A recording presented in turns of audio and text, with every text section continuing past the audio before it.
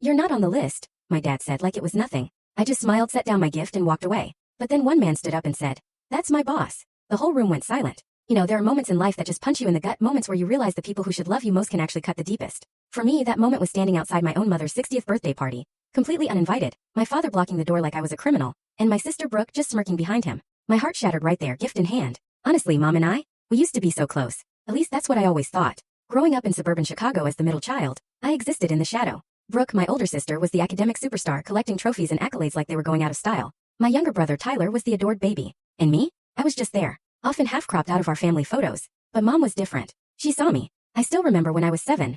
Devastated after not getting invited to Melissa Anderson's birthday. Dad just brushed it off. "Not everyone gets invited to everything, Morgan." "But Mom?" She sat with me, made paper party hats, and we had our own little celebration. "Just us two. You're special in your own way, Morgan," she whispered. "Never forget that." When I won 3rd place in the science fair at 12. Not first like Brooke always did, Mom framed my certificate anyway. "It's not about being the best," she told me. "It's about doing your best." She hung it right next to Brooke's wall of achievements. Dad took it down 3 days later, calling it clutter.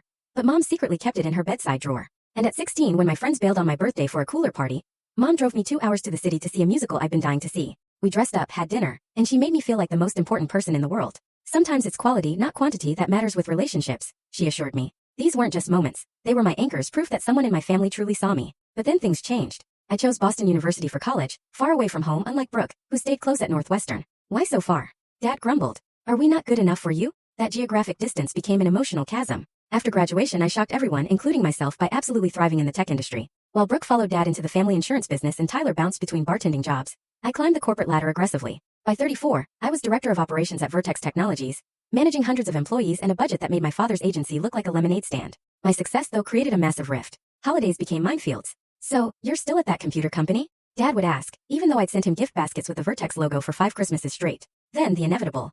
"When are you going to settle down and give your mother grandchildren?" Never mind that Brooke and her boyfriend, Jesse, weren't having kids either. The real tension, though, was with Brooke. 3 Thanksgivings ago, after too many glasses of wine, she cornered me in the kitchen. "You think you're so special with your fancy Boston life," she hissed, slicing into the pumpkin pie with an aggressive, almost violent force. "You have no idea what it's like here, dealing with Mom and Dad every day. While you just send occasional gifts and think that counts as family. I call every week." I defended myself, trying to keep my voice low. "I invite you all to visit. To show off," she snapped. "Everything's a competition with you, Morgan. Always has been." The irony of that coming from her, the one who'd spent her childhood collecting accolades while I clapped from the sidelines, was staggering. "That's not fair," I said. "I've worked hard for what I have." Her eyes narrowed. "You think you're better than us because you Full story on the channel. Link below. Click now and watch what happened next.